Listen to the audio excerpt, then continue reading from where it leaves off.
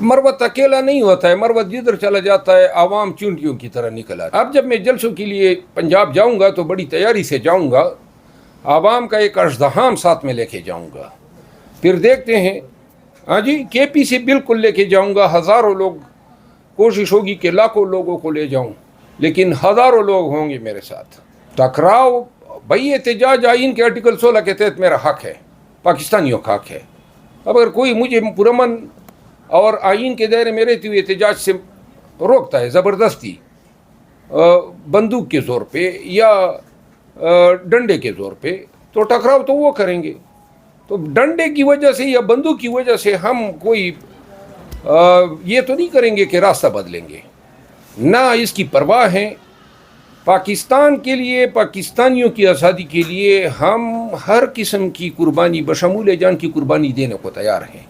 آپ کو یہ یاد ہونا چاہیے کہ 9 مئی کے بعد 80 جلسے، کنونشن، ریلیاں پورے پاکستان میں نے کی۔ کہیں پر ہم نے کوئی NOC لیا؟ NOC والے نہ ہم نے کہیں NOC لیا، نہ میں لوں گا، اور NOC نہیں دیتے ہیں تو رکھے اپنے جیب میں۔ احتجاج ہم کریں گے، یہ ہمارا آئینی حق ہے۔ توقع نہیں ہے کہ ہمارے احتجاج کو عدالتیں یا حکومتیں جو ہیں فیسیلیٹیٹ کریں گی۔ یہ کس قسم کا احتجاج ہوگا کہ ہم ان کو درخواستیں دیتے پھریں کہ جی حضور ہمیں نکلنے کی اجازت دیں؟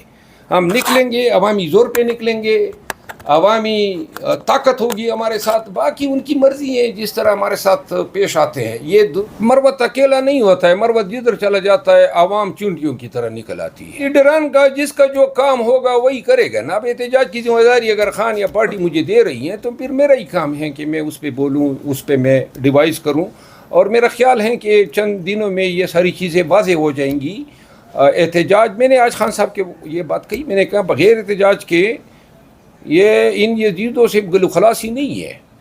یہ عدالتیں بھی رہیں بے شک، ساتھ میں مولانا صاحب اور چکجی صاحب سے بات چیت بھی رہے، لیکن ہمارا فوکس عوام ہونا چاہیے۔ احتجاج جو ہیں اس کے لیے ہمیں نکلنا ہوگا، اور جب تک لاکھوں لوگ نہیں نکلیں گے تب تک یہ احساس کسی کو نہیں ہوگا کہ پاکستانی جو ہیں وہ عملاً اپنے حقیقی آزادی کے خواب کی تکمیل چاہتے ہیں۔ 22 اگست کا جلسہ ہو رہا ہے، اور اس پہ بھی خان صاحب نے بیر غور صاحب کو کہا کہ شیخ افضل اس میں ذمہ داریاں ادا کرے گا، تو پھر چونکہ اس سے قبل یہ ذمہ داری جو ہیں خان صاحب نے علی امین خان کو حوالے کی تھی، تو میری علی امین خان سے بات ہوئی جیل سے نکلنے کے بعد، اور پھر انہوں نے مجھے یہ کہا کہ میرا ارادہ یہ تھا کہ میں اپنے حلقے سے اور اپنے ڈی خان، لکی، بنو وغیرہ سے لوگوں کو لے آؤں، لیکن انہوں نے کہا کہ نہیں، کے پی کے لوگوں کا قافلہ ان کی قیادت میں آئے گا۔ انہوں نے مجھے کہا کہ پنجاب اور پنڈی، اسلام آباد، یہاں پہ روڑے اٹکائیں، یا یہاں کے عوام کو اکٹھے کر کے پھر کے پی کی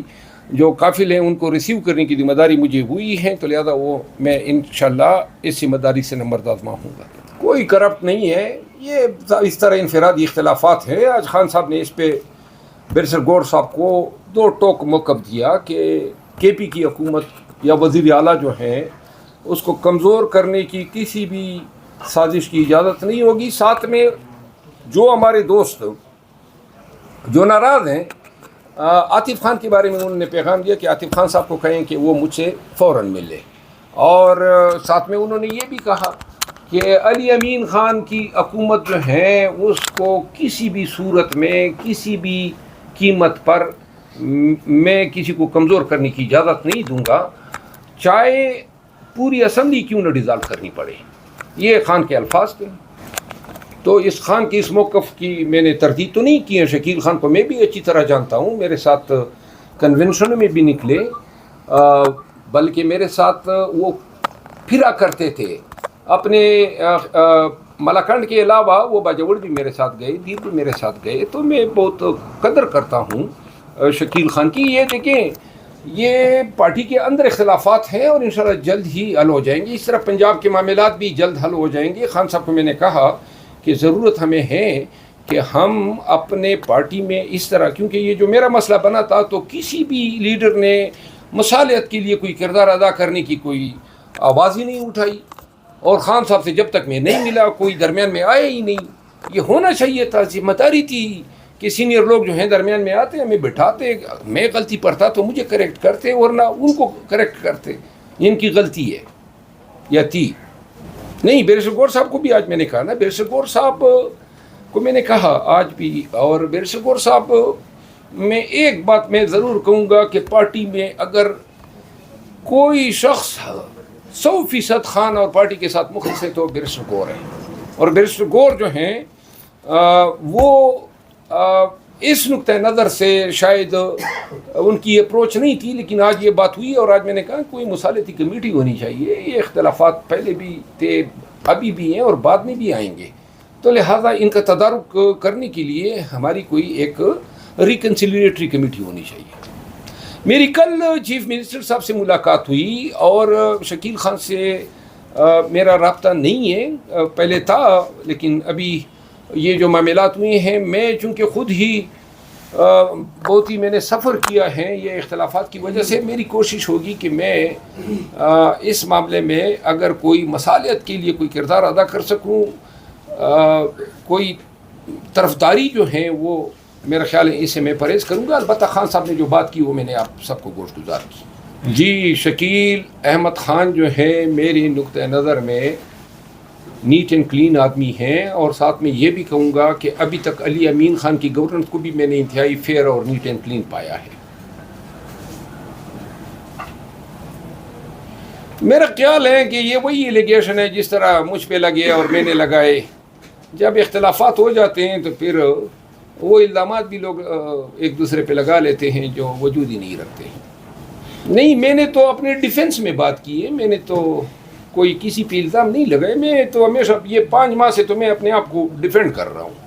میں نے کسی پہ کوئی نہیں, ایلیگیشن کس طرح ہے یہ میں نے اس کو وضاحت کی ہے نا. میں 3 ماہ تک نہیں ملا ہوں, تو لہٰذا میں کیوں نہیں ملا ہوں, آپ کو پتہ ہے کہ میں کیوں نہیں ملا ہوں. بہرحال اب یہ اختلافات کی باتیں چھوڑ دے, اب خان کے ساتھ کمٹمنٹ کی ہیں تو لہٰذا مجھے ذرا تھوڑا سا کہ میں عماد اظہر صاحب کے معاملات کن کے ساتھ ان کے اختلافات ہیں, کیا وجوہات ہیں, ابھی تک میں چونکہ پنجاب کے معاملات میں یا تنظیمی معاملات میں کبھی اتنا دخیل نہیں رہا ہوں, لیکن ابھی میں جاننے کی کوشش کروں گا جن دوستوں کے ساتھ ان کے اختلافات ہیں. لیکن البتہ آج خان صاحب نے عماد اظہر صاحب کے لیے بھی اور پنجاب کی قیادت کے لیے بھی بیرسٹر گور صاحب کو کہا کہ اس مسئلے کو آپ حل کریں. میرا خیال ہے بلائے تو نہیں ہے, لیکن بیرسٹر گور صاحب کو انہوں نے کچھ انسٹرکشن دیے ہیں, اور بیرسٹر گور صاحب سے آپ پوچھ لیں.